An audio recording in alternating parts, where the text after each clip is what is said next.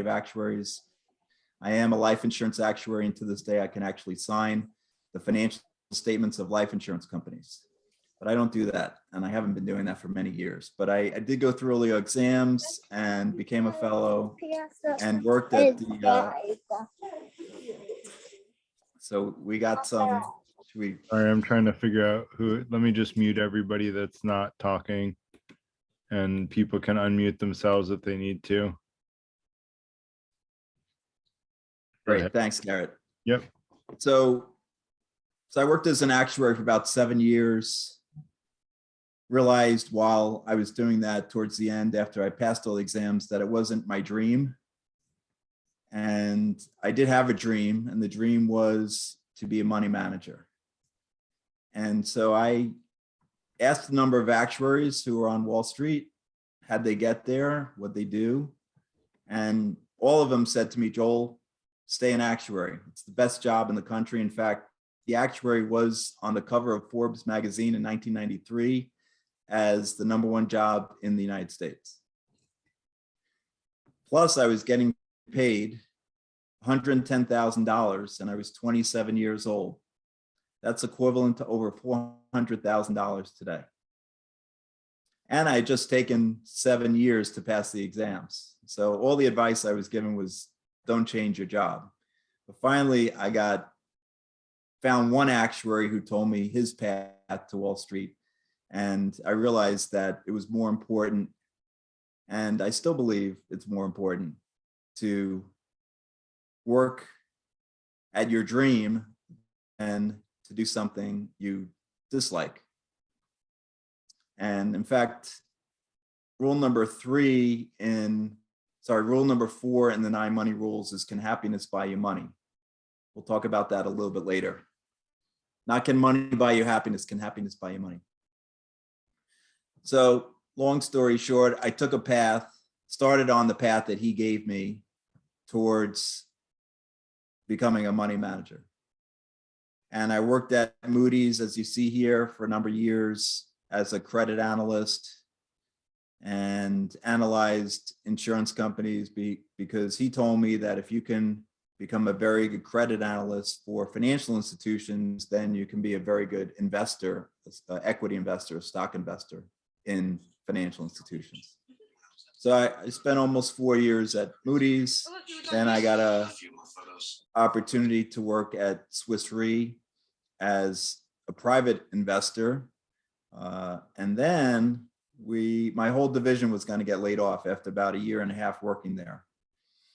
And an actuary at Swiss Re heard that my whole division was going to get laid off and reached me and said that there was a division within Swiss Re Insurance Company that was looking for somebody with my exact background, an actuary who had credit analysis experience. So I interviewed for a job in another area of the company.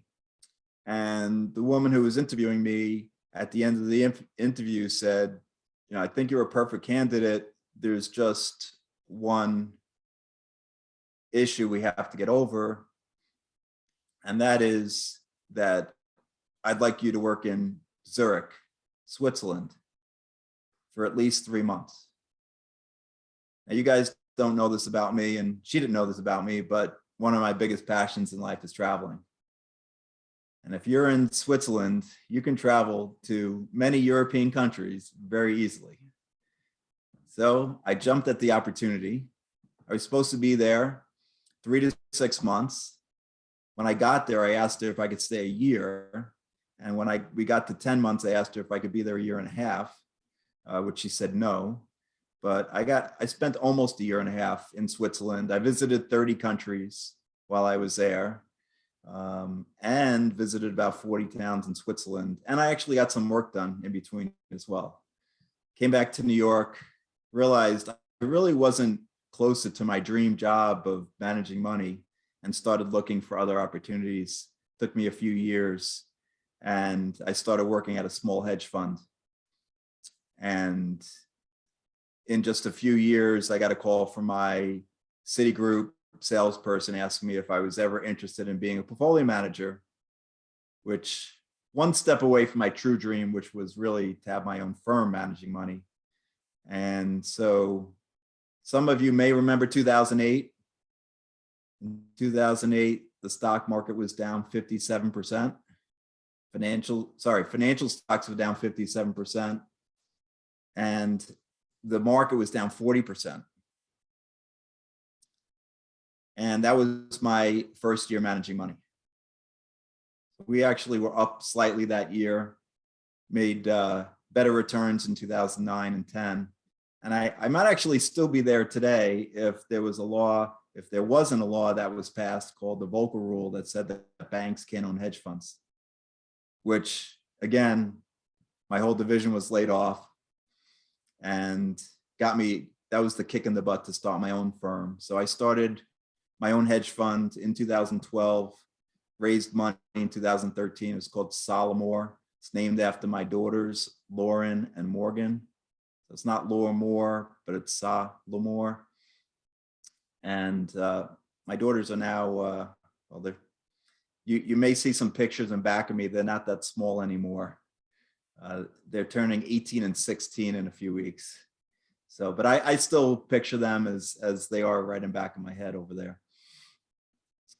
So I started my own firm, was managing money for large institutions and high net worth individuals, and had an epiphany, which if you guys are interested, I'll tell you the story in the Q&A, and shut down my hedge fund and started coaching in 2016 and 2017. So I call myself a master prosperity coach. I teach people how to become financially free.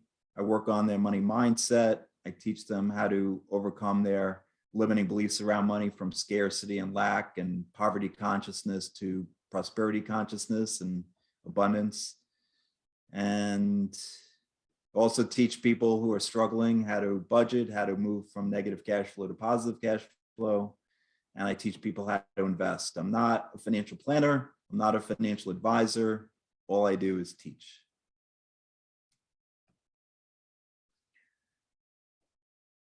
So let me tell you my startup story. I'd like to make this interactive. If you guys have questions and you want to interrupt me or put it in the chat, be more than happy to make it an interactive discussion. Any questions at this point, comments?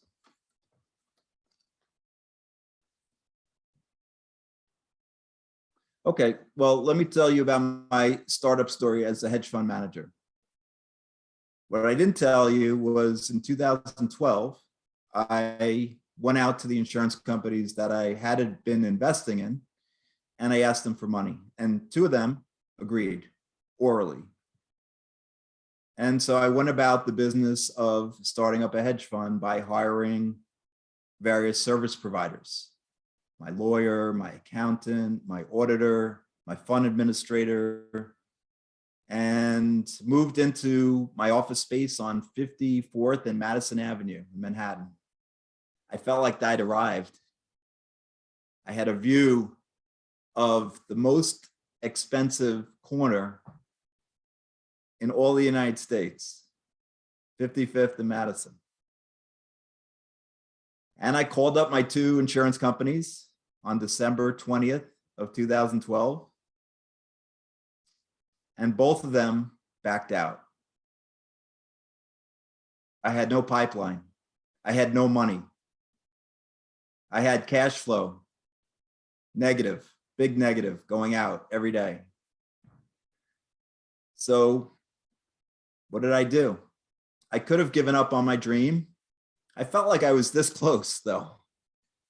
I had done everything, the whole process, except raise the money. Although I thought I had done that. So I acted as if we already had the money. How did I do that?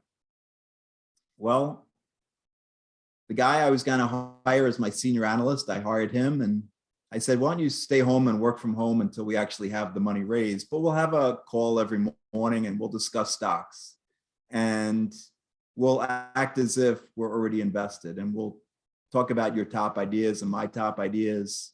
We'll go to conferences. So in January of 2013, we went to the conferences We called up companies. We asked them the tough questions. We asked them about their strategy, how they were going to make money, and if our earnings projections were right. And I did something even more crazy. I put together a spreadsheet of our top longs or stocks that we were betting were going to go up, and then our top shorts, the stocks we were betting were going to go down. And I calculated our performance every day as if we already had a portfolio invested. Sean, bad day today. We got to rejigger the portfolio. Or Sean, great picks today. Keep it going. We made $1 million today. And we did this every day. Now, I didn't just do that. I did bang the phones. I did call everybody I knew and know and ask them for money and got meetings eventually. And I remember on January 25th of 2013, we had a really good meeting with one particular insurance company, a different insurance company from the ones we had thought were going to invest. And 6 weeks later, we had a signed written agreement from that insurance company that they were going to invest with us. And on June 13th of 2013, we launched. And I will tell you that to this day, I fully believe that by acting as if we had the money, we got the money. So think about ways, and we'll do an exercise in a few minutes. We're going to make this a bit interactive. So we'll do an exercise in a few minutes about ways you can, in your own life, act as if. Another thing I did while I was going through this process was I visualized. And I teach visualization. It's rule number 3 in the 9 money rules. And I'm sure a lot of you are doing this unconsciously, but I recommend doing it consciously. So there's 6 easy steps to visualization. Set a time to do it. I do it every morning right after I come back from my jog and I've done my affirmations and I've done my journaling, then I visualize. But you can set in a specific time, 8 a.m. every morning. Now decide where to do it. I do it actually on this couch right here I'm sitting on, but I'd recommend not doing it in bed. You may fall asleep or you may fall back to sleep if you do it right after you wake up.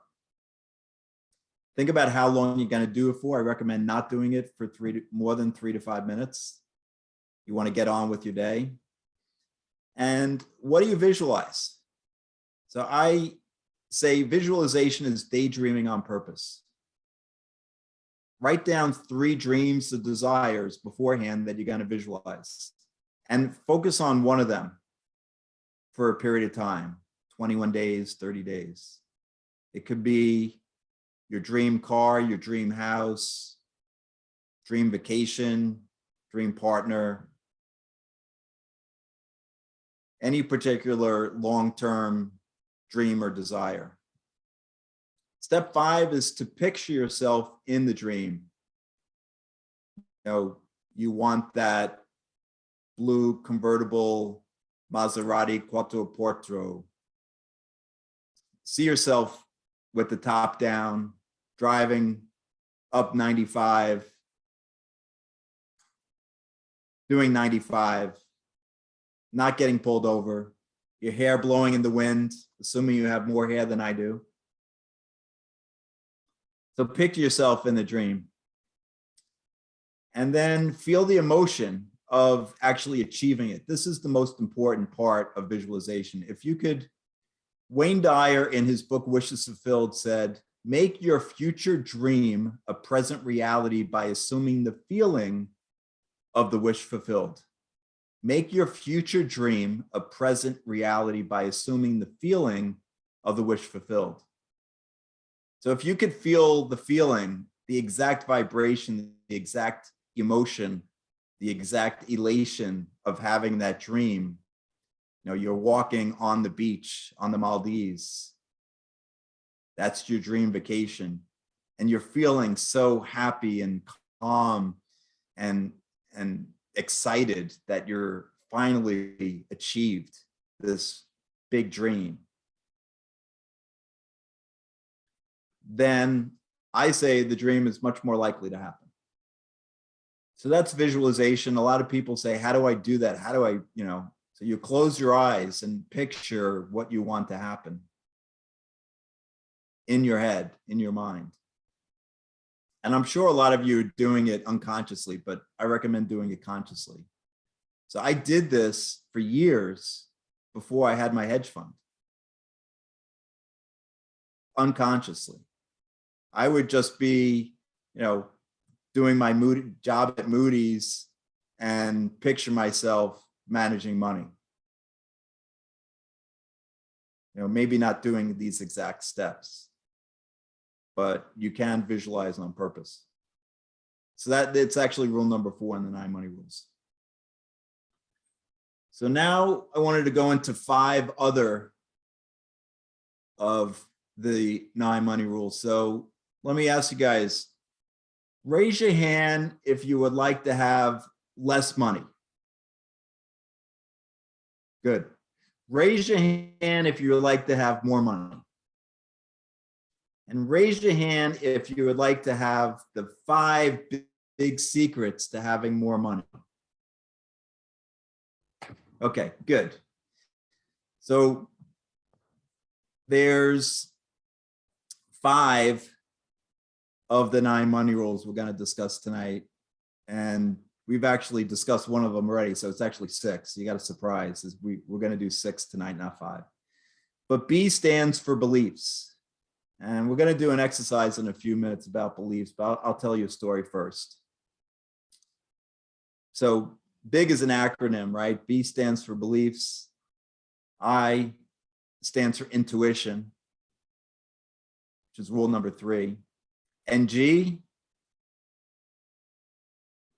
stands for good looking. No, just kidding. G stands for that financial advisor named Goldstein. Okay, that was a joke too.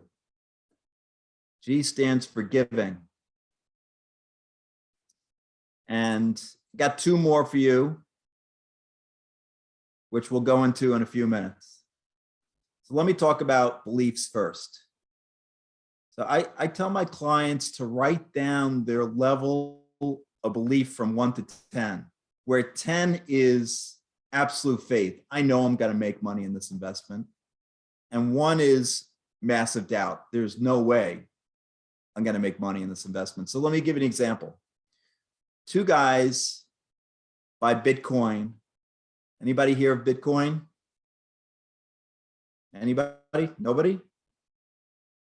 Bill? Garrett? Anybody hear of Bitcoin? Nobody. I failed to invest in Bitcoin, even though I knew it was a good idea early on. So I know too Okay, well. I wasn't asking if you had invested. I was just asking if you had heard of it. Okay, Of so course. everyone's heard of Bitcoin, right? Good. So 2 guys buy Bitcoin on November 27, 2017. The first guy, he's done his due diligence. He's read the white papers. If you asked him on a scale of 1 to 10 what his belief level 1 was, he would say 10. Second guy, he's got a tip from a buddy of his who says, dude, get involved. It's going higher. He says, oh, I don't know. It seems speculative. It seems risky. Okay, I'll do it. If you asked him on a scale from 1 to 10, he would be a 1, massive doubt. He's worried he's going to lose all his money. So they both invested $8,000 on November 27, 2017. 3 days later, Bitcoin's up at $10,000. And the first guy says, see, I told you I was going to make money on Bitcoin. And the second guy says, I hope it doesn't go back down.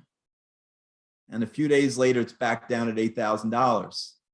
And the first guy says, this is the best buying opportunity out there. And he buys more. And the second guy, he sells. He is so grateful he didn't lose money on Bitcoin.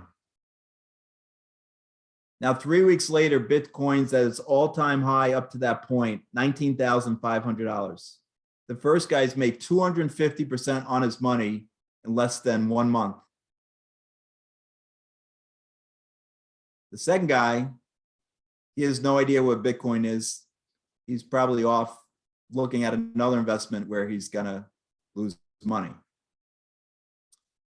So write down your level of belief from 1 to 10 on each investment idea you have or each investment you already own. And I will tell you, if you're not a 7, 8, 9, or 10, don't go there. Because what's going to happen is you're going to be selling when you should be buying and buying when you should be selling. So I stands for intuition. And I will tell you, as a former hedge fund manager, if I didn't trust my intuition, I either lost money or I made less money than if I had trusted my intuition. So my clients ask me, Joel, how do I develop my intuition? And I tell them, you develop it just like any other muscle. I used to go to the gym before 2 years ago and do curls to develop my bicep, both of them. So develop your intuition every chance you get. You're on the subway platform in Manhattan. The local train is sitting there, but the express is coming in 2 minutes. What do? Local, express, local, what do? You trust your intuition. Up until a couple of years ago, I used to take my daughters to school on Thursday mornings, and we had options. We could take the local roads, we could take the highway, or we could hitchhike. Just kidding. Now, normally my intuition would tell me to take highway, but there's one particular morning, the highway's all backed up with traffic. Now, my intuition was telling me to still take the highway, but my intellect said local roads. So what did I do? I went local. I didn't trust my intuition. And immediately my stomach's in knots. I hear the sirens, I see the flashing lights. And because I didn't trust my intuition, it cost me a $150 speeding ticket. And to this day, my daughters call me Speedy Pants.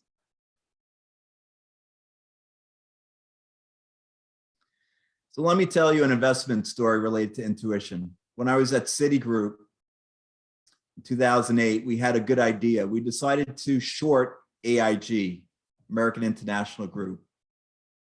We had no idea how bad things were going to be, but we knew it was overvalued. So we shorted it. We bet it was going to go down in March. And a couple of months later, my analyst came to me. He said, Joel, it's going back up. I did the due diligence, did the analysis, and my intellect agreed with him. So we got out. 2 days later, it's down 10%. And my intuition was still screaming at me, Joel, it's going lower. So we get back in. 4 months later, AIG's down 60%. We made 60% on our money by trusting my intuition.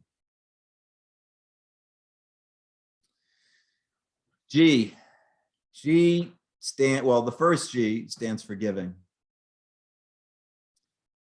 And I will tell you, this may be the most powerful of the 9 money rules millionaires use. And I know what you're thinking, Joel. If I give my money away, I have less money. How does that work?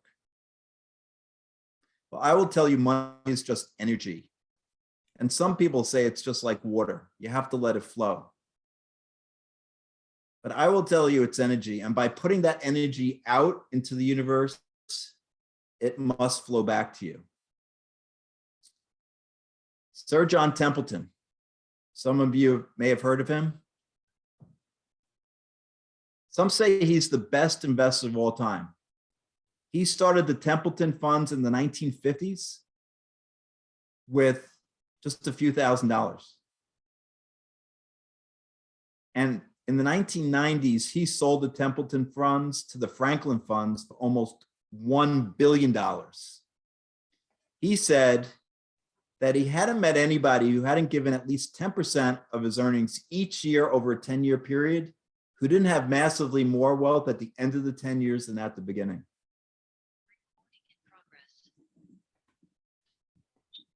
Does somebody have a question?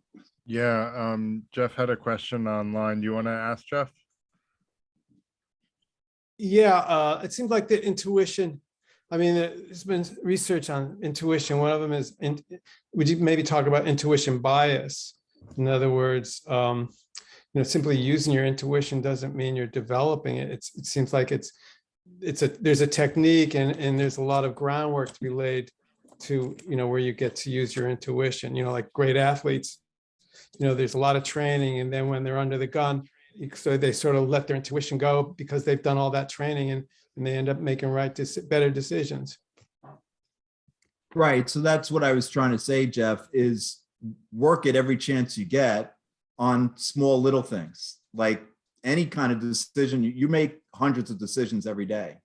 So think about ways you can use it, and maybe it could be on small investments. That's what I did. Full disclosure, even while I was managing my hedge fund, I did it with small amounts of investment while I was managing my hedge fund to develop it, to see how, how my feelings would direct me to right decisions. And then I talk about in the 9 money rules, the difference between intuition and fear, and how you can tell the difference by, I'm not going to go into it tonight, but there's a whole discussion on using your feelings to develop the intuition versus, recognizing when it's fear. So yeah, I would say they're consciously try to use your sixth sense, your gut, your intuition to make a decision at least once or twice or 3 times a day. And they don't have to be, life-changing decisions. It could be, which way should I go? Don't look at, Google Maps and see which way you should go. Or, you're going for a jog, which street should I take?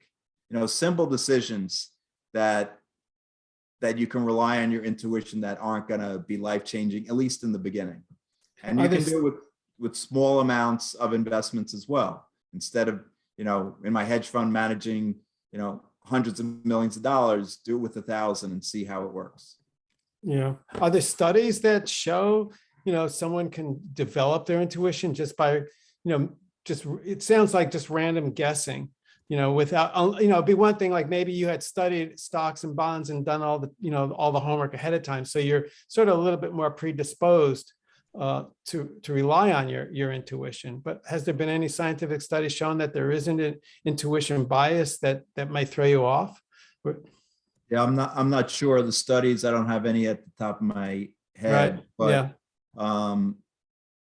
I found, just my personal experience is that when I was managing hundreds of millions of dollars, if I didn't trust it, I would lose money or I would make less money.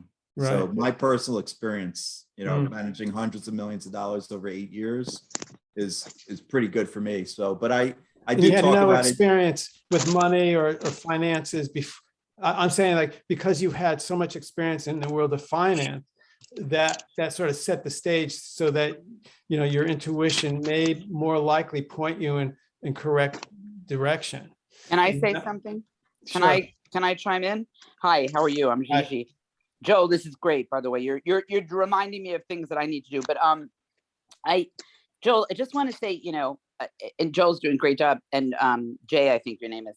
Intuition, it's not woo-woo. I'm an art and science person.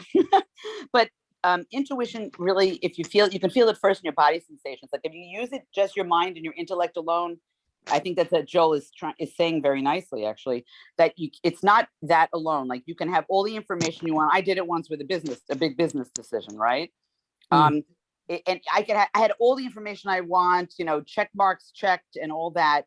And something in my stomach, it's a sensation or the feeling, there is something to do with the heart and gut that's together. And it's a sensation. And it goes, Joel's right. It takes a little bit of work and depth, but you can just be more aware of your intuition, let's say.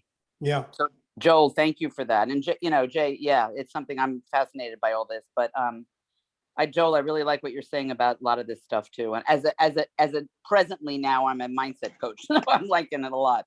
Thanks. Yeah, so on page 48 of the 9 Money Rules Millionaire Use, I say sometimes it's hard to distinguish between a feeling of foreboding that's based on fear and doubt, and a feeling that's truly based on intuition or your gut or your sixth sense. So there's actually some studies that have been done to focus you on, is it fear or is it intuition? Mhm. So I go into that in more detail in the book. Great. Thank So, you. yeah, my pleasure. Thanks for the question. So I was talking about giving, and giving doesn't have to be just about money. Although what I found with my clients is that giving even a small amount of money can shift your feelings from scarcity and lack to feelings of, I have plenty to spare and share. And no matter what situation you're in, I will tell you, you're living the dream life of billions of people on this earth. Right. And yes, you may be feeling lack or scarcity for whatever reason. I will tell you, it's a first world problem. And so, but you don't have to give just money. You can give your time to somebody in need. You can give a smile to a stranger and change their day. You could give a compliment to a stranger. You may have a special gift. I would recommend sharing that with the world. So before I go on, I wanted to give you a gift. And I'm going to skip through these slides for a second. We'll come back to them. So I have a white paper I wrote called The 5 Mistakes New Millionaires Make. And if you text to the number 66866 right now, NMR. Can you say that again? So the number, so instead of texting to a phone number, text to the number 66866. And if you text NMR in the text box, you'll get a free white paper I wrote called The 5 Mistakes New Millionaires Make. So you will be acting as if you're not yet a millionaire, act as if by reading this white paper on The 5 Mistakes New Millionaires Make. It'll ask you for your email. Obviously, if you guys don't want to be part of my weekly email, you can unsubscribe, but I also do a free weekly video on a topic that's of interest to people on my list. So that's my gift to you tonight. So H stands for happiness, and my question to you and in the book is, can happiness buy you money? Not can money buy you happiness, can happiness buy you money? And the 5th of the 9 money rules is gratitude. And we'll talk about gratitude in a few minutes, as well as happiness. But I wanted to show you a couple of pictures of me having faith. We talked about belief. On the left side is me climbing down a vine in Peru. I was about 10 feet higher there. This was in 2000. This was 3 years ago. I'm 57. And the other picture was me on the top of Huayna Picchu doing the power pose, which is actually the picture on the cover of the book, The 9 Money Rules, as we hiked up about an hour hike up. And so I was actually overlooking Machu Picchu while we took that picture. So here I wanted to go through some beliefs to shift your money mindset. And this is the interactive part. I'd like to give you a couple of minutes and think about some of your beliefs you now have about money or prosperity that may be limiting you. So take 2 minutes and think about some beliefs. I'll just give you a couple of examples that I've heard from some of my clients. One client said to me, "You can't be spiritual and rich." Oh, not true. Glad you agree with me. Another client said to me, "You need to work hard, really hard, to be rich and successful." So maybe write down a few that you may have about money that may be limiting you. I'll give you guys 2 minutes.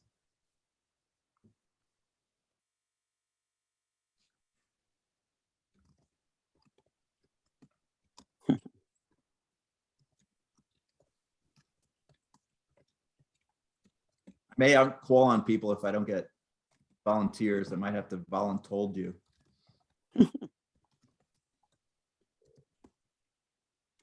Doug, take another minute and a half. Think about some beliefs you have around money that may be limiting. And BS is not BS, it's belief systems.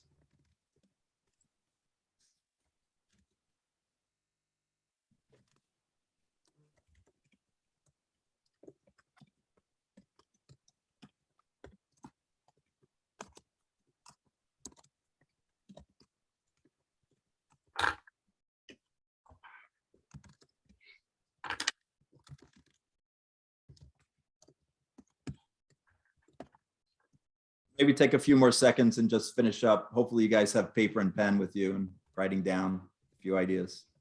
Just take a few more seconds to finish up with your writing.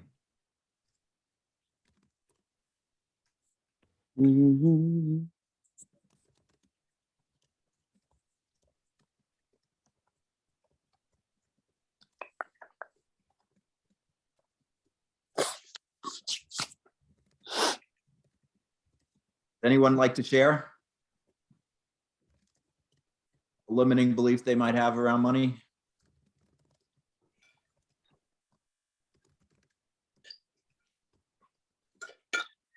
I was taught growing up, we can't afford that. Money doesn't grow on trees. That's too expensive. I used to get screamed at when I left the light on in my room when we left the house. Joel, we're not a shareholder of Long Island Lighting Company. Shut that light off. Those are just limiting beliefs. That's all thoughts of scarcity and lack. So Jeff, did you have a limiting belief? Yeah, it's if I spend money on stuff like buy a nice car or buy something, I'm being ripped off, taken advantage of, unless I go inordinately do a lot of research to the point where sometimes I get analysis paralysis. Good, thank you for sharing that. That's very common. I think most people, at least in my network, were brought up with some limiting beliefs, a belief that there's not enough, that there's a limit. And yet there's actually almost $450 trillion of net worth on this earth right now. That was $1 trillion 120 years ago. There's been over 400 trillion of net worth growth over the last 120 years. That's massive growth in net worth. And I would say, I can't even fathom what $1 trillion is. There's 450. So anyone else want to share a limiting belief? Gigi?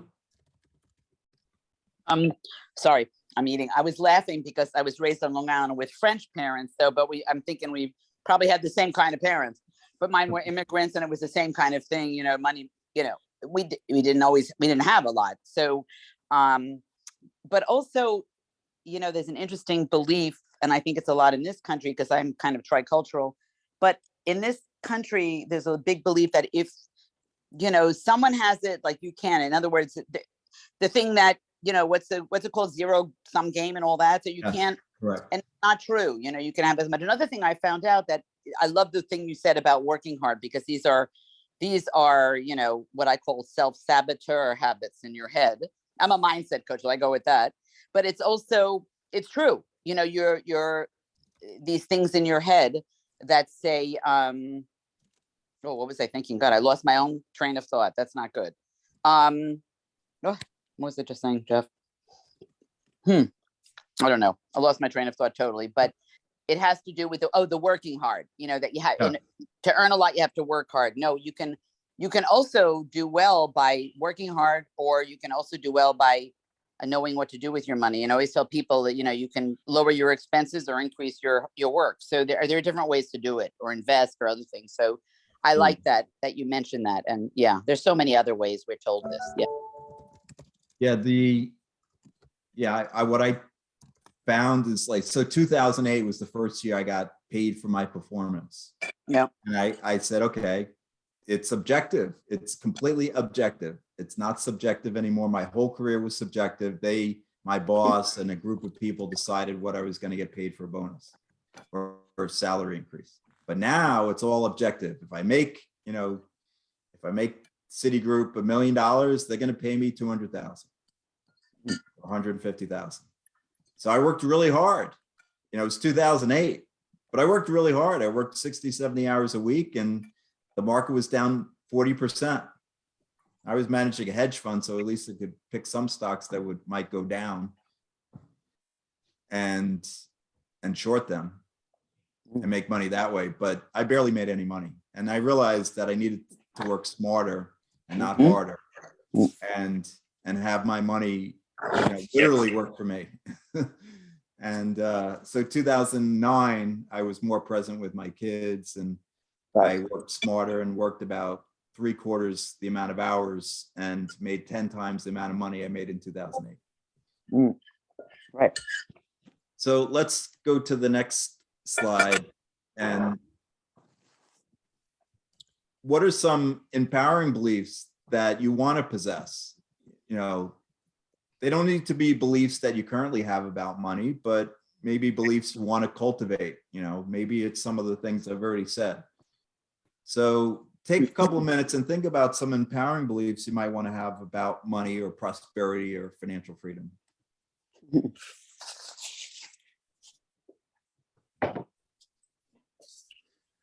Thanks for the question, Beth. So the text is, the number is 66866. Here, I'll put it in the chat while you guys are doing the empowering beliefs.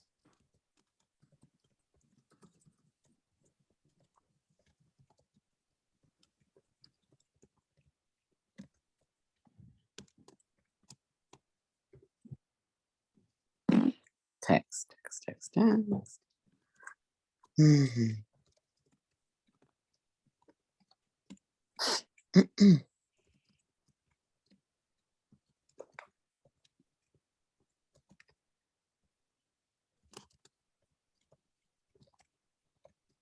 Maybe take a few more seconds, just writing down some empowering beliefs that you want to possess around money.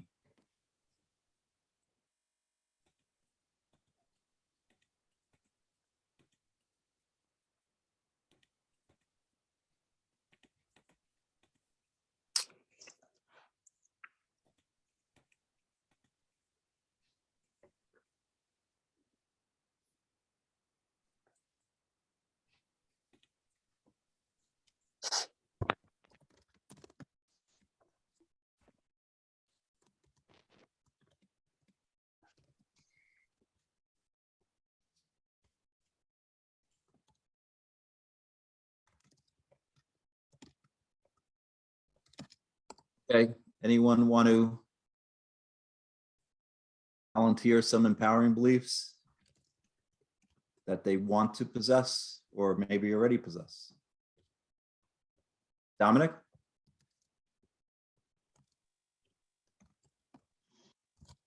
Yeah, hi.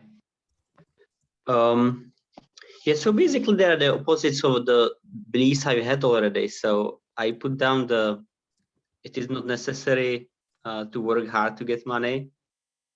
One thing I had, which was my belief, is that it is to be stressed and unhappy pursuing money. So I think it is not necessary to be stressed and unhappy. Right, to be at ease, to be calm. What I teach is to shift your beliefs from stress and worry to eagerness and fun. Imagine when you think about money, you can think that it's fun. It's just a game, because it is just a game. It's all in our head, right? And when it becomes a game, that it's fun. Like, let's make it a game. All right. And then Yeah, one other thing was that it's not possible to be virtuous while like pursuing money. Right. Or- Well, that was what we talked about earlier. I know a lot of people who are very spiritual, very kind-hearted, and very rich. Right. Yeah.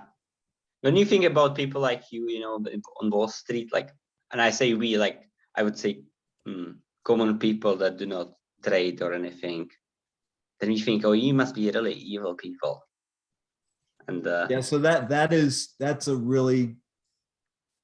an important belief to shift, because you have a Right. big internal conflict, because you're not evil, right? And if you think most evil people are rich, or most rich people are evil, then you have this internal conflict going on, because you want to be rich, but you know you're not evil. because I would be evil, right?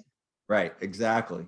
So So it's a good one. I have we'll go into it. I show you the link, but I have affirmations on my website you can use for free to just shift those limiting beliefs. So Oh, let's good. move Will on. you share the link? Yeah, I'll send it to you in a second.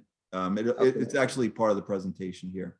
So the last thing I want to do is get you to claim and own these new beliefs, right? So, I don't have to work hard to be rich and successful. I can be spiritual and rich. I can be a good person and be rich. So start thinking about, talking about, and acting on your new beliefs. In other words, focus on new beliefs by acting as if they're already true. So what actions can you take to reflect the new beliefs that they're already true? And I'm not saying you need to, if you have a belief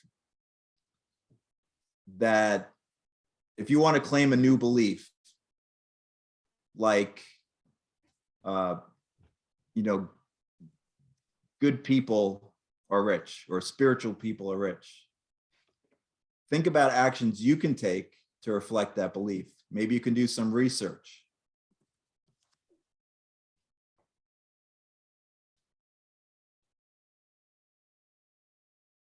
So I'll give you a minute to think about what actions you can take to reflect these new beliefs that you want to have around money.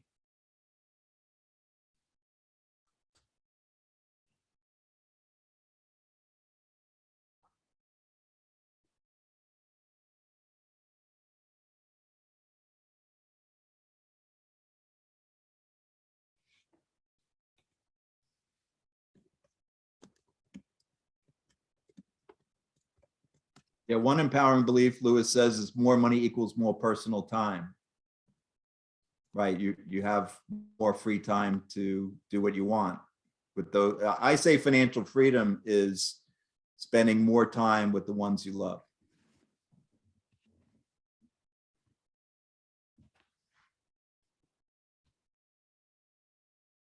So just take a few more seconds, finish up the sentence you're writing.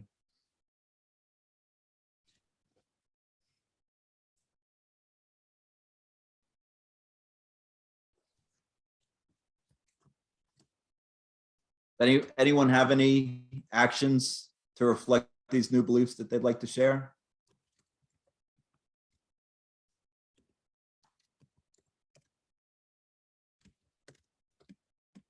Gigi, did you have your hand up?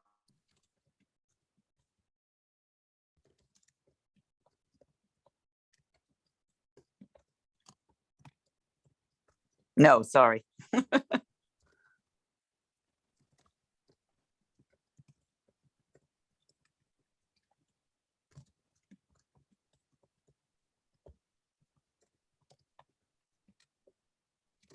What can I mention one thing while Sure. what people are writing? It's an interesting thing. I'm a woman and I am a baby boomer, and my generation, some women were taught, it wasn't our place, right, to learn finance investment, although my mother did it in my house, but in general, and for years I didn't want to until I got divorced and I didn't have a choice. Right. And I just want to tell you, I was a dentist for 37 years. So I ran a practice. So I had to learn that stuff. But, you know what? I had such a conflict with that because I didn't want to until I started letting myself love finance and money, because money I realized wasn't the root of all evil. And it wasn't going right. It was only going to help me and give me the freedom I wanted. Right. For me, it wasn't necessarily things. It was freedom to be with my son. It was freedom to travel like you and other things. So that's a really big thing for a lot of women, by the way. You know, and it's, I hate to say that even in my kids' generation, that still holds, which is upsetting for me to see. But I have 2 daughters and I'm teaching Yep. them what I practice. So yes, it's an important part of my life as well.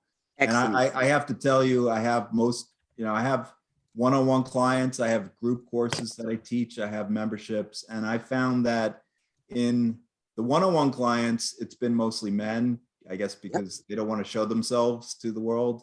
But the group courses and the memberships have been almost all women. And I think it's partly because of the fact that they're comfortable in community. Mhm. But also, like you said, it's, it's partly generational that there was a stigma attached to, being the breadwinner, being the, money manager.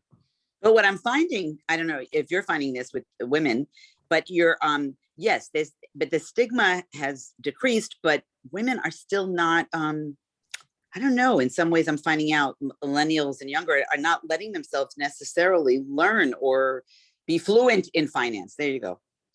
Yeah, I Fascinating. think financial literacy is a big thing for me, and I think it's a big thing for a lot of Excellent. people. And Ex- I'm trying, I actually have taught the Boys and Girls Club in Stamford, Connecticut. Wow. I had a conference that I did with the Girl Scouts in Connecticut in 2019. I'll do it again this year in April. Excellent. So, yeah, I mean, my goal is, it's really sad. My daughter's in high school and they're not being taught anything in the school about money. Nothing. Zero. Nothing. My oldest daughter actually took a class on business, Mm. but when I saw the curriculum, it was almost laughable because there was nothing that I teach about business, which is like business plans and money mindset and money personality type. It was, and even the accounting piece, they weren't taught any of the accounting. Wow. Are you going to put your website and information in after? Yes. Yeah. That'll do that. Be in touch. Yeah. Thank you again. Sure. And so Lewis said, take action, invest, read, learn more about investing. Those are also all awesome action steps to take. So, it's, if you want to claim and own these positive beliefs about investing, read and learn first, right? You don't have to actually, or set up the account even. That's acting as setting up the account. Cool. Thank you for your participation there. So I wanted to talk to you about 2 things, two more rules. Garrett, how much time do we have, by the way? So we have 2 hours scheduled, which is till 9, and we usually do like a discussion. We can either do a big group discussion or a small breakout session discussion, as you prefer. After you're done with the lecture. Okay, so I'll go for about 10 more minutes if that's okay. Sure. And so July 1st, 2015, I was on the Metro North train on the way into Grand Central when I got the news. So I was managing my own fund at the time, and my colleague texted me that one of our shorts was being acquired for a 30% premium. It was going to be the worst day of my career. Even before the day started, it was 7 a.m. in the morning. We were about to stop at 125th Street Harlem Station. And I literally felt like I was punched in the stomach, had no air to breathe. I was in pain. I literally had a tear dripping down my cheek. And the reason was because I felt like I had let my investors down. I was a failure. And what did I do? I could have wallowed in that sadness, but I decided to take a different step. I put on a song by the 5 Stair Steps called Ooh Child.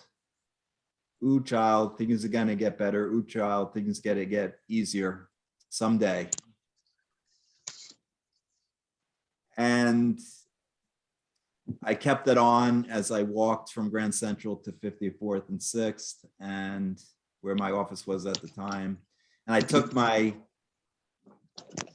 off the headphones as I walked into my office, so because I knew my colleagues also knew how bad a day it was going to be. And I started thinking about how that song made me feel just a bit better. And maybe I could think of some other songs during the day that I could put on to make me feel less sad. And so I came up with a list of what I call happy habits that made me happy independent of what was going on during the day. And I realized up until that time, as I was managing money from 2008, that whenever I had lost money, I was sad that day. And if I'd made money, I was happy that day. And I was not the best money manager in the world. The best money managers make money 60% of the time. I was probably close to 50%. So about half the time I was sad. And I realized that I could be conditionally happy or unconditionally happy. And most of my life, and I think most people, are conditionally happy. If something good happens, they're happy. If something bad happens, they're sad. But you can change that. You can create your own happiness. And so I came up with a list of things for me, and I challenge you to come up a list for you that can make you unconditionally happy so that you create your emotions. So I listen to uplifting songs. I have affirmations on my website. My website is salamour.com. That's SALAURMOR.com. Again, named after my daughters, Lauren and Morgan. So it's SALaurmore.com. And if you go into the programs and click on manifesting, if you scroll all the way down, you'll get all the affirmations there. I have my list of inspiring books on my website, recommended books. They're not mine. I've written 3, but there are other recommended books like Think and Grow Rich and other books that I recommend. Giving for me has created happiness, believe it or not. I found when I give even a little bit of money or give some of my time to others that I feel better. I feel happier. Meditation. I wrote about meditation in my first book, Mindful Money Management, chapter 8. And that's just made me, more calm, more, my friends will say I'm more Zen-like. I don't get as angry as I used to. Have fun, play some games, play ping pong. I play ping pong with my daughters, go for a jog or hike or ski or play tennis. Tapping is another technique that I learned. It's the emotional freedom technique. You go into YouTube and search for that. A lot of videos on how to tap to change your frequency and your vibration. So I challenge you to come up with your own list of things, playing with your dog or cat, or whatever it is for you, going out in the garden and gardening, or arts and crafts, or whatever it is, to have a go-to list so you can be unconditionally happy before the event. So you can say, okay, well, if something does create some potential negative or sadness, you can have some go-to things to go to.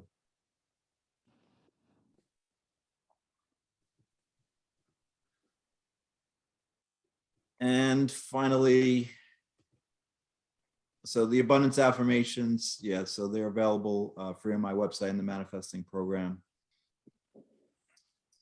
So before I go to the conclusions, I want to talk about gratitude, which is rule number 5 in the 9 money rules.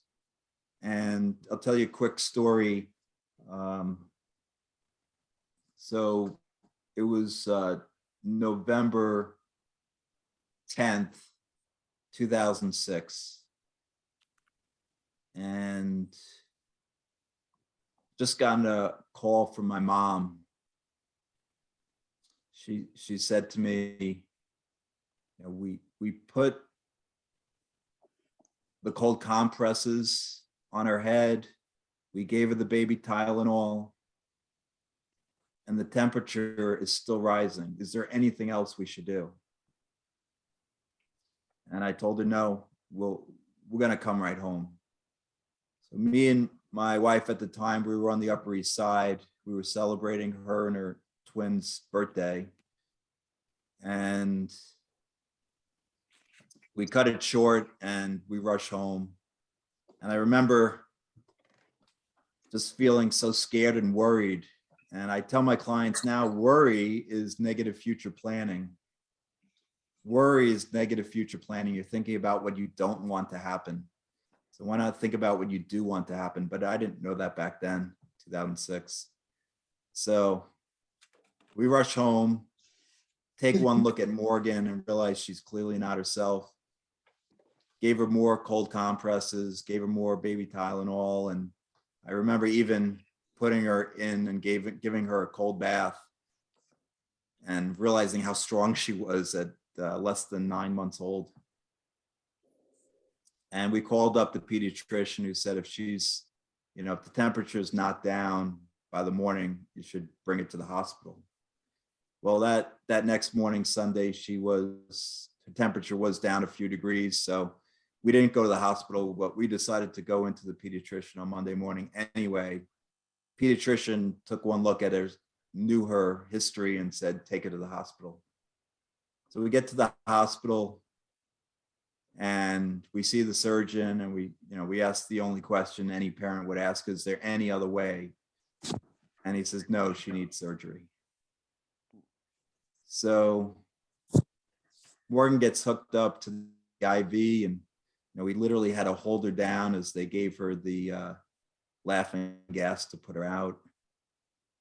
And I don't remember exactly when the tears stopped falling down my face and my wife's face, but it was a few hours later, the surgeon came out, said the operation was a success and Morgan would be out shortly. And she was, except she was still had the IV in her and the wires and tubes. But within an hour, they had removed them all and she was smiling and happy again. So why do I tell you this story about Morgan? Because I am so grateful to have a healthy, courageous, intelligent, beautiful, caring, and thoughtful daughter, Morgan, who is now about to turn 16. So what can you be grateful for? Who can you be grateful for? So I recommend putting together a gratitude journal. Just get a notebook and writing down 5 things you're grateful for every morning and every night. I've been doing this since 2012. And it really does change your mindset. I used to, before I go to sleep, think about all the things I did wrong that day, all the things I could have done better. And Martin Seligman, who's done a study on gratitude, he actually recommended to a group to write down 3 things that they're grateful for and why. And he checked their brain synapses at the beginning of this 30-day study and at the end, and found that the elasticity of the brain had expanded in those areas for happiness and gratitude. So it actually expands the brain synapses when you're doing gratitude.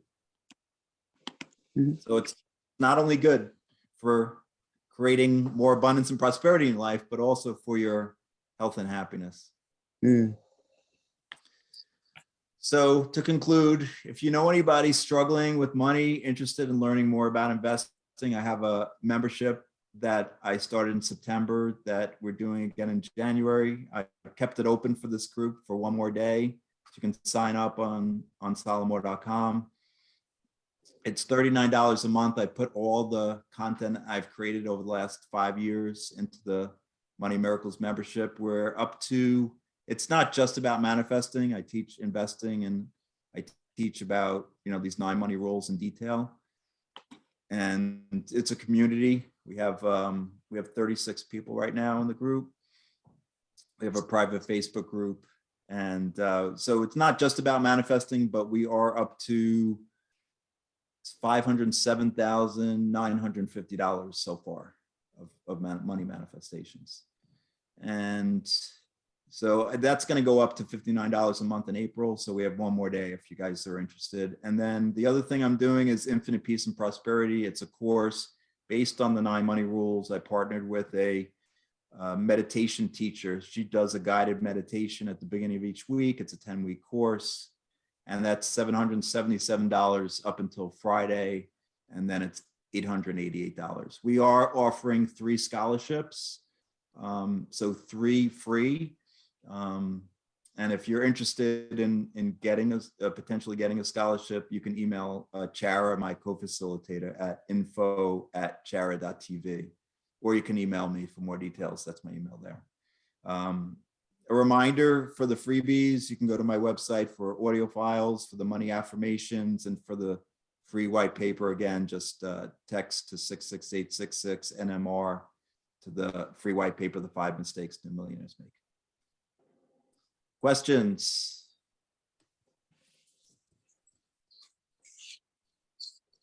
Joel, can I just say one? This was great. I really enjoyed it 100%. I just want to, can I add one thing I always tell people for the evening routines? You say the three things that you're grateful for, and they can be little teeny things, but you know what I add also that really helps, especially a lot of people who have trauma?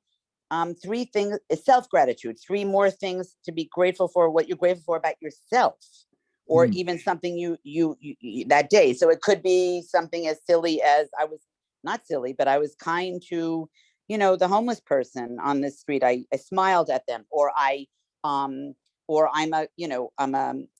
smart, thank goodness, or whatever, whoever made me smart or whoever made me. So that's important too, because it's great to be grateful, but also to be grateful for what you contribute. That's also just a thing to add that I find really helpful. Yeah, that's a great addition. Appreciate it. Any other comments or questions? Yeah, I have a question. So how did you manage to deal with that time when you lost 20-fold your investment or 30-fold? Because you were telling about the day. How do you recover? Are you it's probably like a big deal to your you start questioning your abilities as an investor, right? Yes, And so then July 1st, sorry, I didn't give the punchline. Thank you, Dominic. So July 1st, 2015, I had basically my worst day investing. Lost a lot of money from my investors and myself because I had all my money in the fund. And so I started practicing these happy habits. And what had happened was on July 1st, this company got acquired. It was a property and casualty company, property casualty insurance company. And I was short a lot of these companies. So I lost money not only for one day, for many days after that. But I will tell you, I created these happy habits. And so July wasn't a great month for my fund or for me.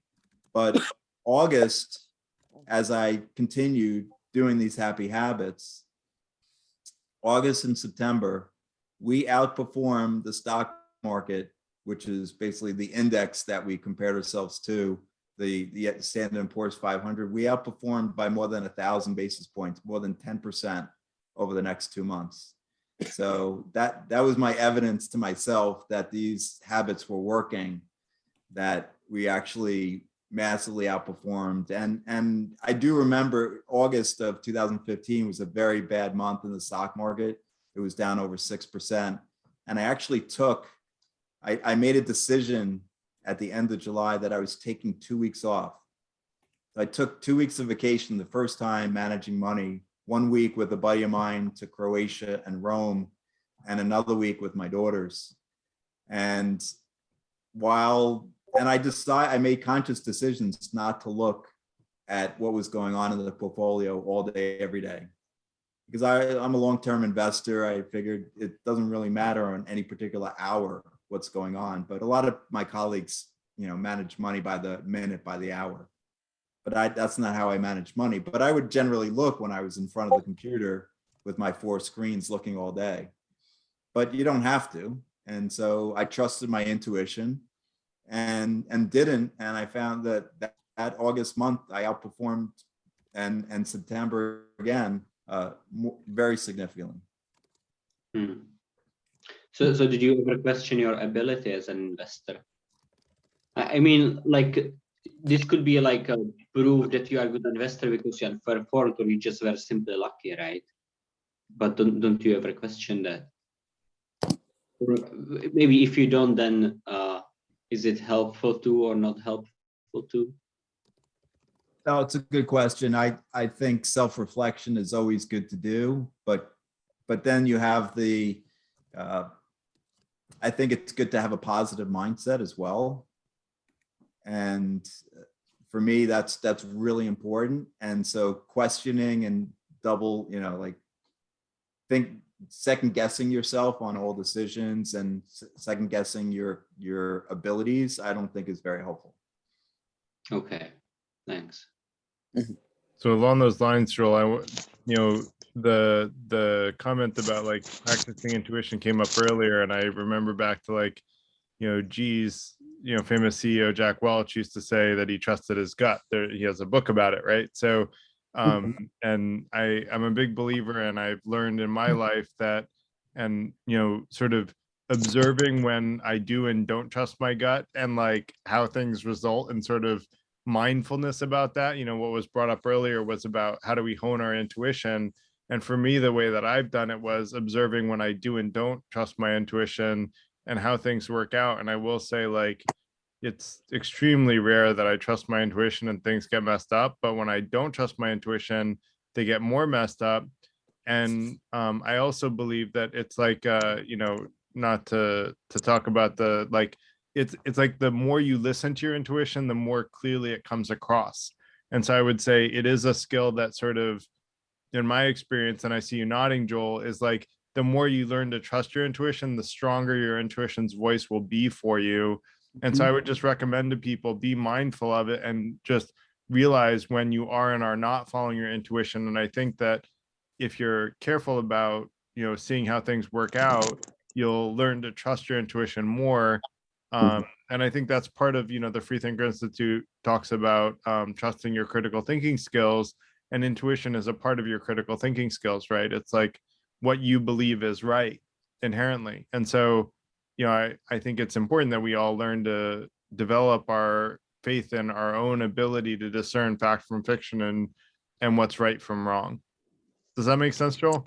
No, absolutely. I completely agree. So that's what I was trying to say earlier. You said it much more eloquently, Garrett. So what I was trying to say is develop it by thinking consciously when you have to make a decision, rather than, doing the T-square, which I do as an actuary. Okay, what's the positives? What's the negatives? And okay, this is how I make the decision. Step back and say, what is my intuition telling me in this, for this particular decision, and go that route. And I agree with you. I found, like I said, when I was managing money, if I didn't trust it, I would lose money or make less. And if I did trust it, I would make more and not lose. So I just recognized it. And, when 2008, when things were going really hairy and stocks were moving up and down 5, 10, 20% in one day, and I had to make a lot of decisions. I had to trust my I have to intuition. leave because I need to watch out for the Chinese stock market.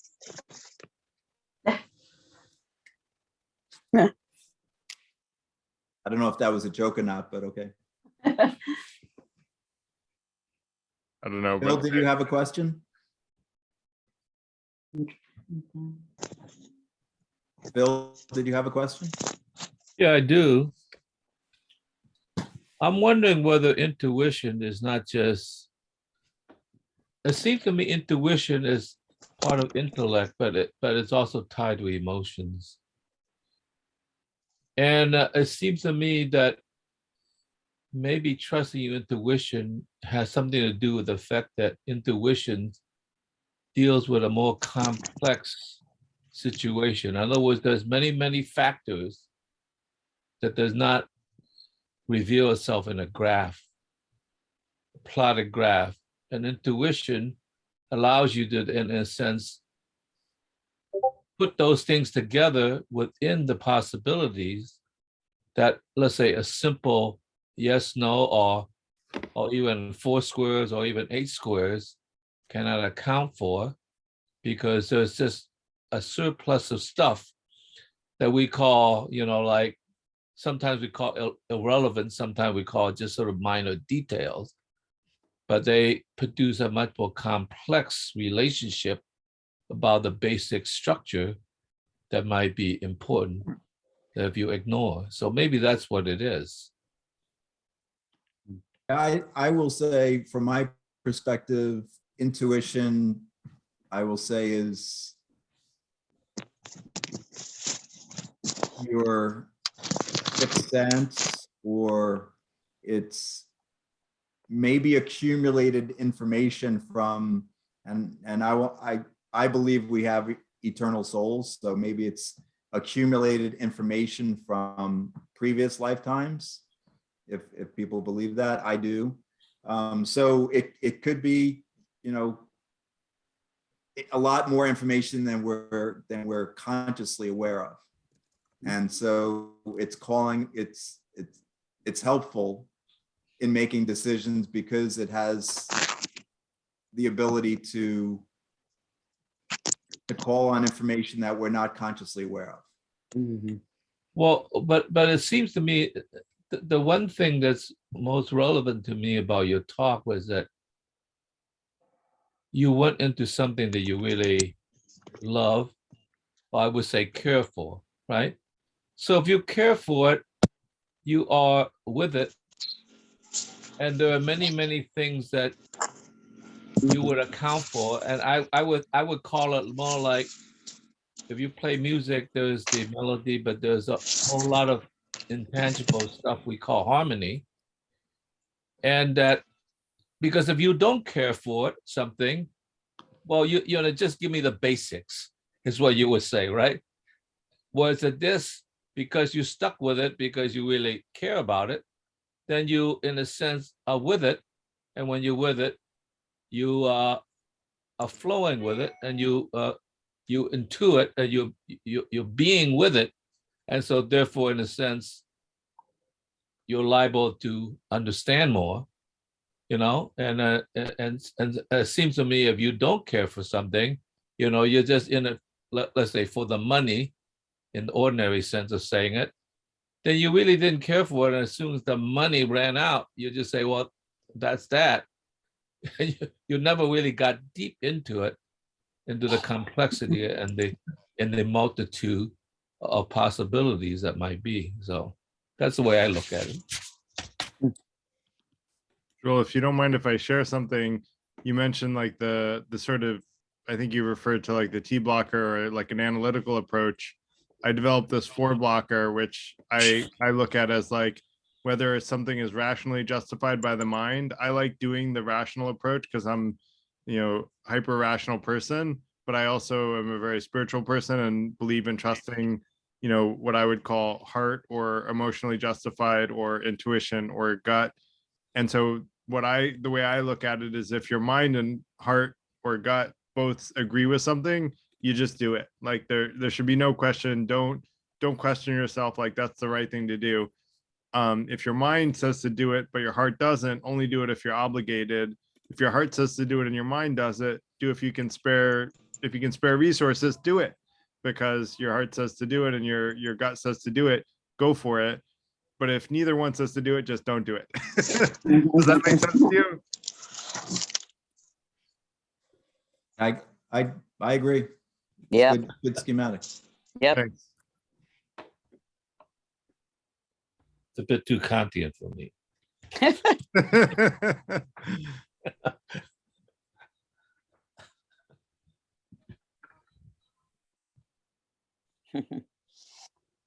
Any other comments, questions? Yeah, maybe pitch myself in the intuition question. It seems to me that there's a difference between emotions and intuitions and let's say fear decisions. Is that fear is like a expectation of something negative, right? As you were saying. Then emotions is basically a interpretation of a meaning of something happening, which is not really necessary to reality, but somehow something happens, and what does it mean to us? So, and that can do like happy or sad emotions, or good or bad emotions.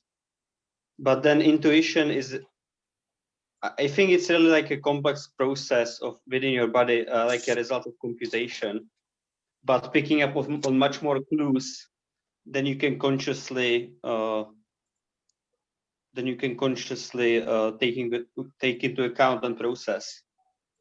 So I actually think the intuition is much more closer to thinking than emotions. It's just that it takes into account things that you don't realize consciously, but they are still there because you still observe them. And it comes like with you were saying with past lives. I think maybe you don't need past lives to get intuition. Maybe it was just enough to get enough clues in your current life to get a much more precise outcome of your computation, which you are not aware of how you got it, but it's kind of true and much better in assessing situations than your conscious thinking. Yep. No, absolutely. You're right. You don't need a past life to develop some experiences that will go into the feeling that creates the intuition. I was just saying it's possible that if you do, that could be part of your intuition as well. And to me, intuition is feeling, and fear is an emotion. It's a negative emotion, and it's one of many emotions that you could have, where like I would distinguish between a feeling and an emotion. Okay. And Joel, I don't know if you addressed, Lewis had a question about how do you handle fear of losing what you have gained to try to gain more. And the more is what is needed to reach financial independence. This is his biggest roadblock. I don't know, like if you want to address that, I have my own comments about fear that I'll add after you kind of address that.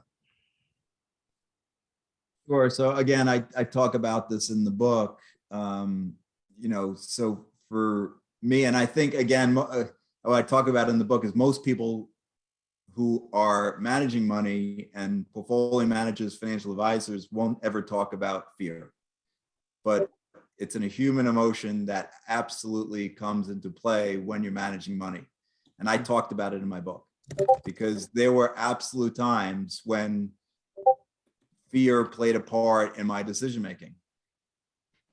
And I'm human, and I saw what was going on in the markets, and I maybe wasn't acting as rationally as I should have been because of the emotional impact and the fact that, like I said, that one day, July 1st, I felt like if I'm losing money, I'm letting my investors down. And so that played a part. I was managing a hedge fund, so I could be hedged, right? So I was always hedged to some extent, sometimes more than others. And so how do I handle the fear? I would hedge myself more. If I was worried about things getting worse, then I would hedge more. And, I know you can do that as an individual investor as well. There's many ways to do that. You can sell, you can hold, but hedge yourself through different types of exchange traded funds or ETFs. And So that's important to know that, you know, and it's important to know that you're operating from a position of fear versus a position of intuition. And I talk about that in the book, how to distinguish. There's different tests you can do that I did when I was managing money to say, okay, is this am I operating from a position of fear and worry based on past experience where something similar had happened and I lost money? Or am I operating from intuition where, you know, I see that the future is likely to have this scenario based on what's just happened? So hopefully that answered the question. Yeah. If you don't mind, if I add, like, the Sure. way that I approach fear is to look at fear as an opportunity for learning. Anytime you're afraid of something, don't let the fear take hold of you. Simply say, what can I learn from this? And an example is you're at the edge of a cliff and you're afraid. Learn, don't peek over the cliff. You know, like, you could fall off, and people have, like, the founder of the Segway fell off a cliff because he got too close to the cliff. And I guarantee he was afraid at some point there and didn't respect the fear that he felt. And I'm sad that he died, because the Segway is a really cool thing. But, like, you need to respect fear, but don't let it paralyze you. Just say, what is this fear here to teach me, and learn the lesson from the fear. That's how I approach fear anyway.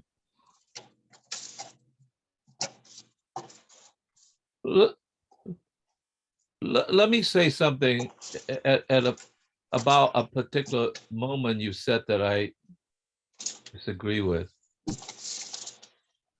You know, when you lost a lot of money, that was a very bad day. It was a down day. And you tried to escape from it by thinking good thoughts. I would have taken exactly the opposite approach, because you got into something because you care about something, and you should not be a fair weather friend as long as it's positive. I wouldn't say that I would wallow in the suffering, but I would experience it and, in a sense, mourn it, because it deserves to be a part of my existence. That's a difference maybe between an investor and human being. And I think you learned that lesson when you talked about your daughter, when she was, when she was, like, in a bad state. You actually went through the emotions, and then when she recovered, you came out of it and you experienced the whole cycle, rather than say, well, let me just go on vacation until you get better. I'll come back and then we could have happy times all over again. It just seems to be you went into it because you care about something, and you can't say, well, now it's not working for me. Like, thanks a lot. I'll see you later. I mean, that didn't seem right. And I thought that was a big mistake in your talk that made me doubt whether you actually did care about the thing you said you care about. So that was just my thought of criticism.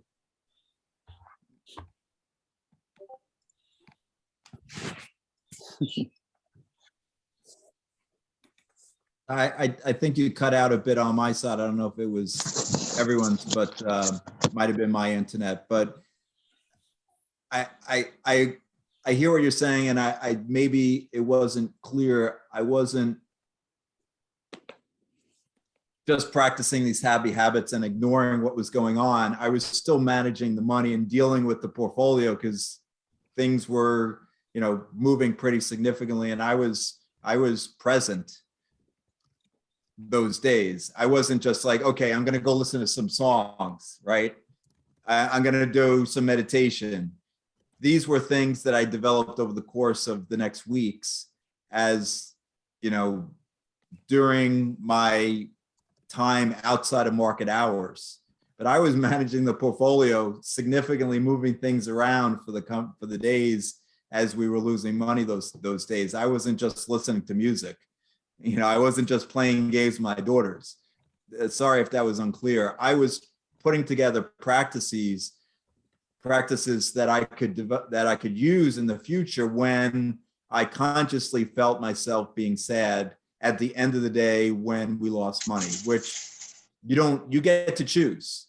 I get to choose how I'm going to feel at the end of the day. And I could decide if I'm going to be unhappy just because I lost money or not.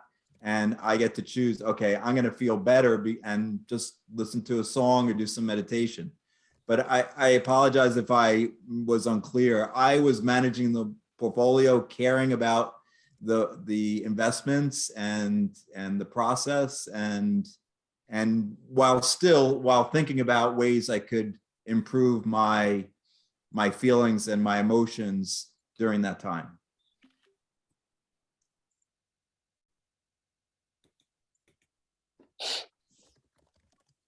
So I have a question to Phil, if he can elaborate more in the, like, do you think that, like, I understand investing a bit since I invested a little bit, but let's say for like everyday investor, when like day trader, you invest something, you lose money, you don't, and some days you lose money, some days you get money.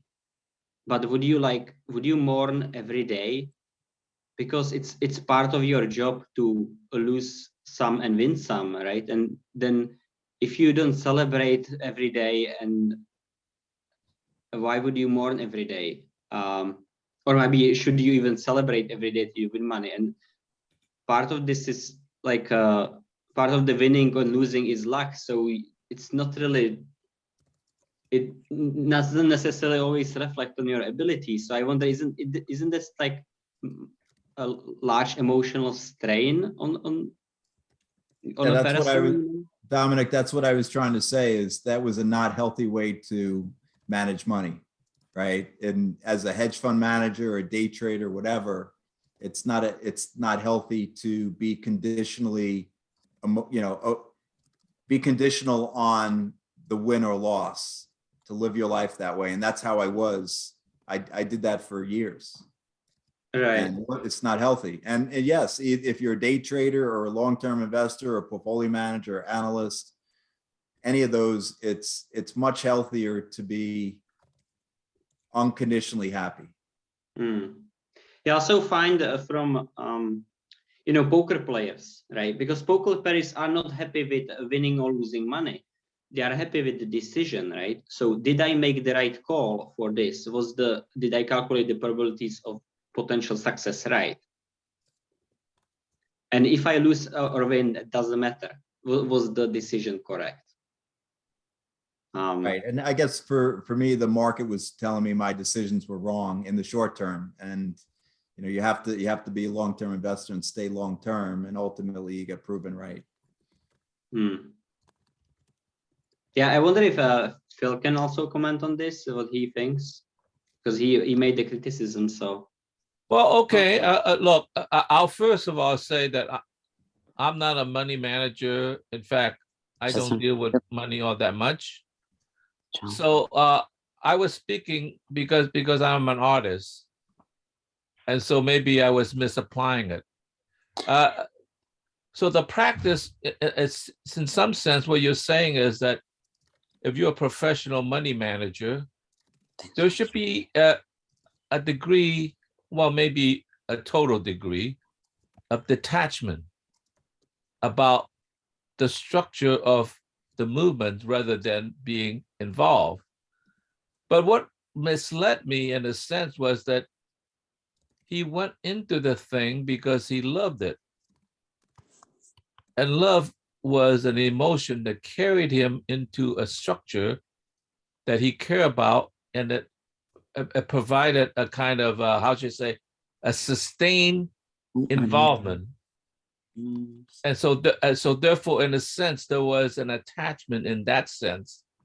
Now, maybe once you make the move, let's say any professional thing, then the act of that move, you should be removed from it as if it's somewhat impersonal, and you detach from it. And I will accept that maybe that I was misapplying my discipline to his discipline, and I'll accept that as a retort. But nonetheless, you got into it based on a mood, a feeling. And so therefore, that's why I find it more difficult to see the separation. So I accept your criticism back. So Interesting. Thank you. I think my next book is called Purpose and Prosperity. And I think when you really enjoy what you're doing, it's much more likely you're passionate about it, you're having fun. You're more likely, coming from that point of view, you're more likely to then also be prosperous and abundant, maybe not only in money, but also just generally prosperous in mindset. And so, yes, I enjoyed the challenge. I enjoyed the job of managing money because every day it was fun, it was interesting, and it was challenging. And I liked, trying to find the needle in the haystack, trying to find something that was undervalued dramatically or overvalued dramatically. It was just interesting. It's still interesting to me to do that because it's an intellectual challenge.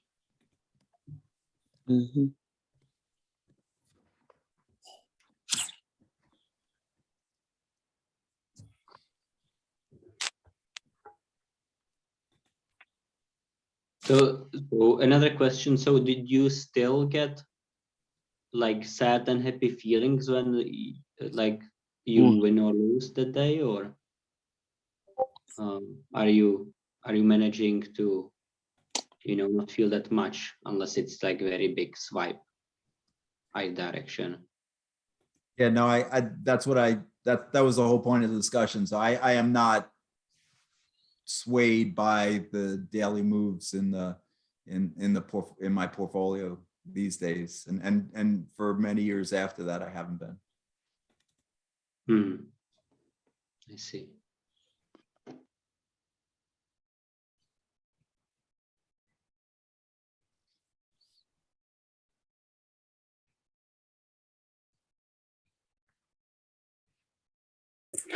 I do wonder about one thing though. When you're in the financial industry, though, you're actually working. It's quite difficult to have your own personal portfolio outside your 401k because you have to declare what you own and what you don't own.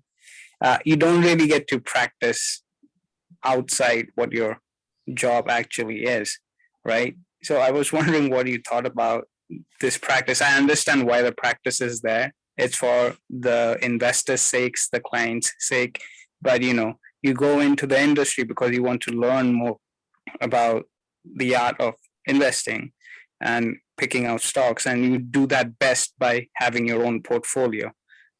It's like let's say a catch-22 kind of a situation. I was just wondering what you think about it. I know that the ethical implications why they are there, and it's important, but I just wanted to know what you think about it.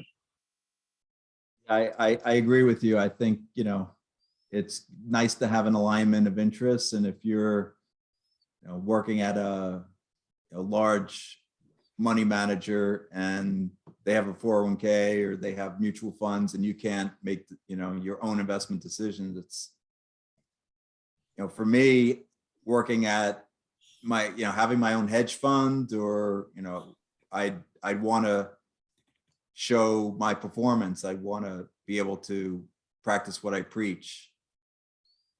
And so that is a detriment, I think, to any of the large, firms where you're a financial planner, financial advisor, that you can't actually, direct the investments more broadly. And I didn't have that problem as a hedge fund manager at my own hedge fund. And if you start your own fund, you don't have that problem. Yeah, that seems like the only way out. But well, it gives you an incentive to be an entrepreneur. So related to that, how much of your money are you investing, and are you investing in the same thing that you invest the hedge fund in? I'm no longer a hedge fund manager. I'm now a Right. prosperity coach. But, So, okay, when you were, did you invest, let's say, like 10% of your profits back into your own hedge fund, or was that something like that? oh, so when I was managing my hedge fund, all my money was in the hedge fund.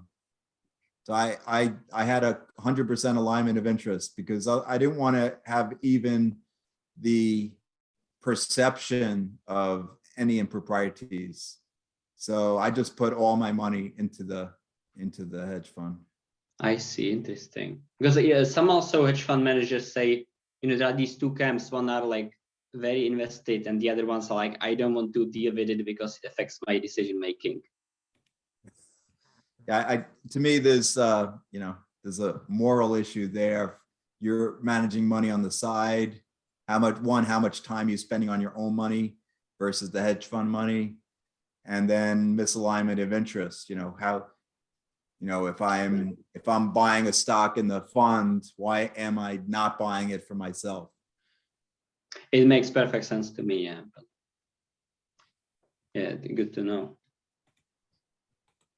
Well, let me ask a question that's related to that. So since if you're managing your own fund, I mean, your own hedge fund, you in a sense is duplicating what you would do for yourself to others. But in something like law, for instance, they advise that better not be your own lawyer, right? And that's a professional thing, not that you couldn't. There's no ban on you being your own lawyer. It's just that you can't, I guess, think outside of the box when you're inside the box. So I wonder, how does that work?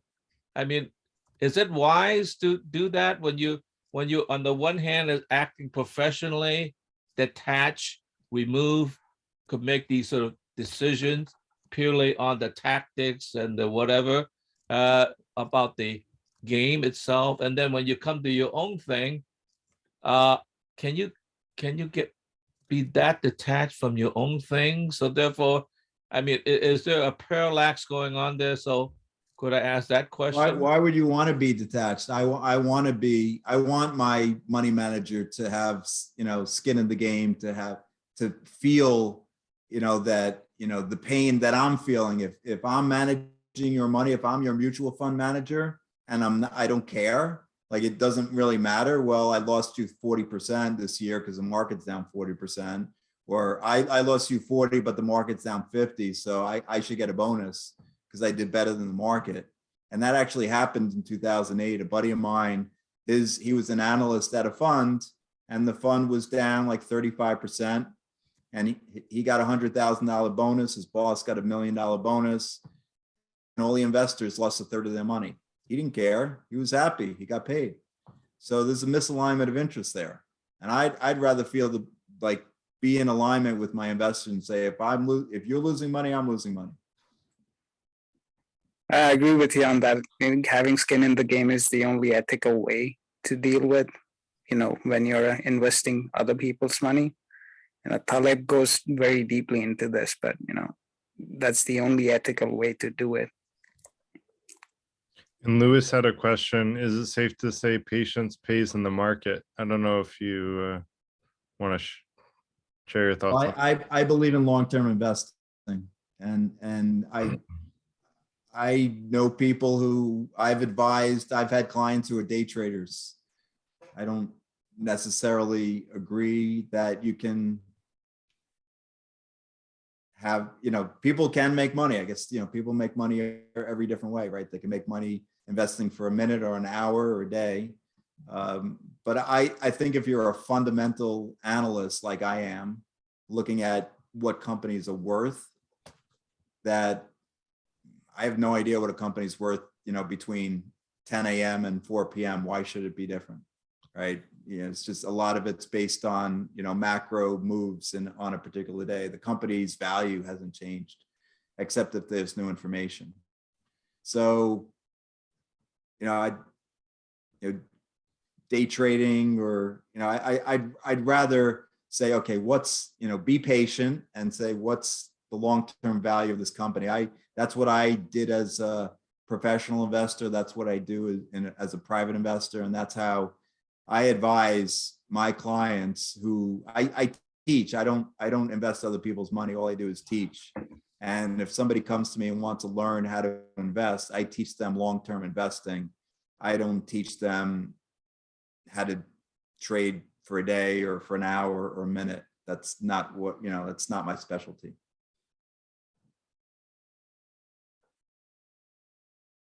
Yeah, and I will agree with you, Joel. I think long-term investing is the way that I look at it. And if you look at the overall stock market over the last 100 years, it's done, roughly 10% annual returns, which is a lot higher investment than, just about anything else that, from a safe perspective. And, I have a talk I'll do about savings and investment in a couple of months as well. And I also am more of a long-term investor. And I think that, buy and hold is like a better strategy than, trying to make, time the market. You're competing against people who get paid to do nothing but buy and sell and have, millions of dollars a year to spend on inside information. That's not technically inside information, but like it's access to data that you don't have as a regular investor. And so you're competing against people with more time, more money, and more data and more information than you have, and you're trying to beat them. So it's like trying to go into a boxing match with one arm tied behind your back. It's not really a good idea, in my opinion. So I think buy and hold and long-term investment is a much better bet. I completely agree. I got one quick story. So one of the things you do as a professional investor is you go to conferences and you meet with companies and you ask them tough questions. So you would do this all the time. I met with the same company, 4, 6, 8 times a year for, 15 years. So, the management team and so on. So there was one particular conference that an analyst of mine went to, and he sent me the notes, and I was like, we were betting that the company was going to go down. And I said to him, this is good information. It's going to go up, and everybody who was in this meeting knows the company has good information. It's going higher. So I said, we should get out. And so we got out of the short. And so the company was reporting their earnings about 6 weeks later. And everyone who was at those meetings knew it was going to be a good report. They had just the body language, all the information. And the stock had gone maybe up 10% in the 6 weeks from the meeting to the earnings date. And I said, seems like it's in the stock, right? It's gone up 10%.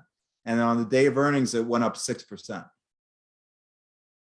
Now, every professional investor had the information clearly, but not the individual investors. So the stock went up even more.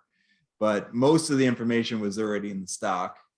And the point being, right, that the professional investors knew this information way in advance. So if they continue to hold, they made 16%, not 6.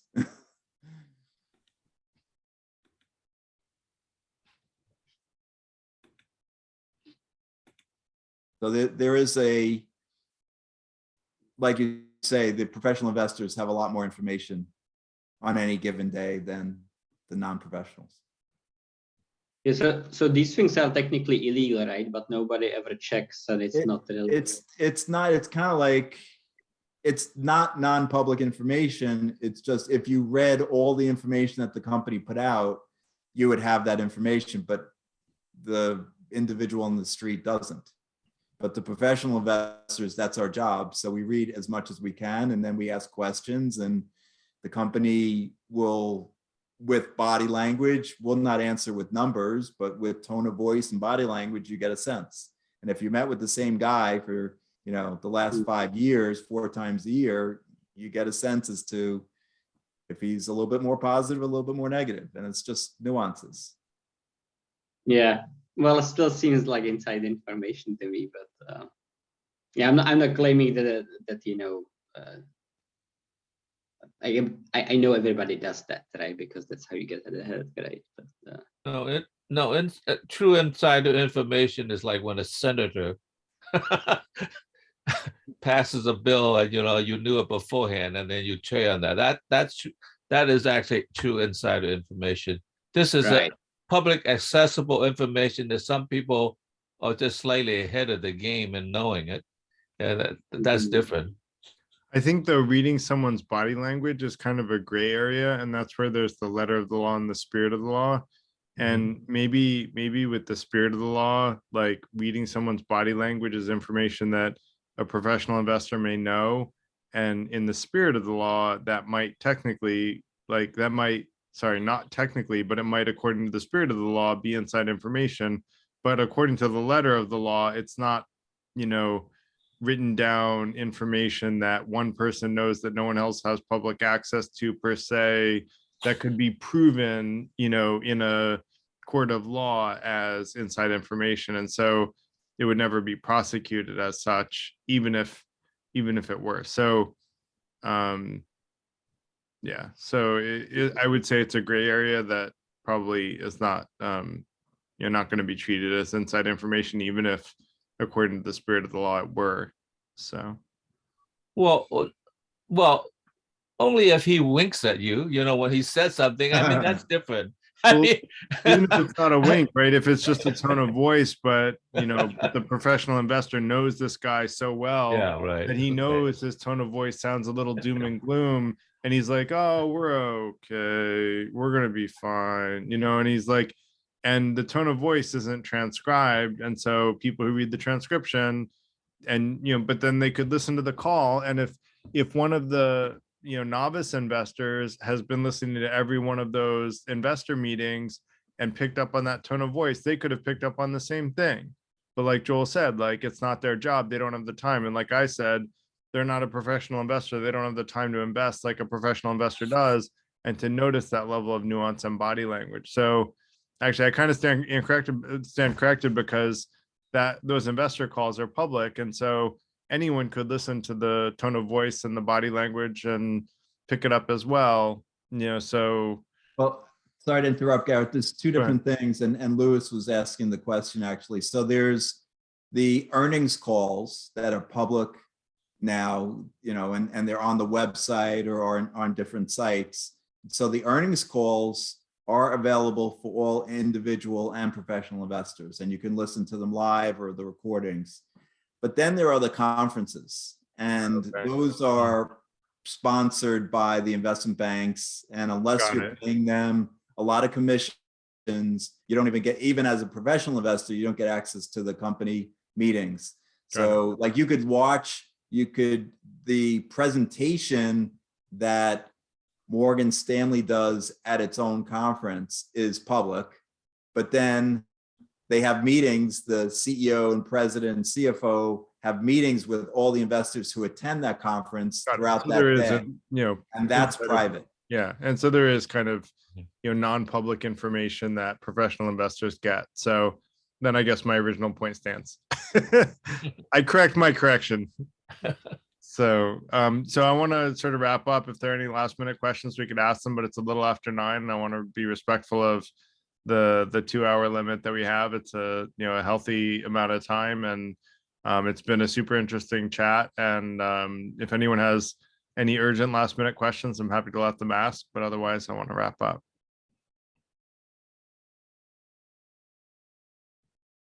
All right. Well, thank you, Garrett. Appreciate it. Thanks so much.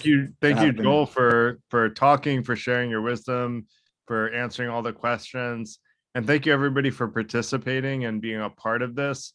I would love for people to join the online community and be a part of the conversations going on there. We've had some great conversations over the last couple of weeks, and would love to stay in touch with you all and keep talking about how we can be the best version of ourselves, which is the goal of the Freethinker Institute, to sort of help us all in personal and professional development and in professional networking.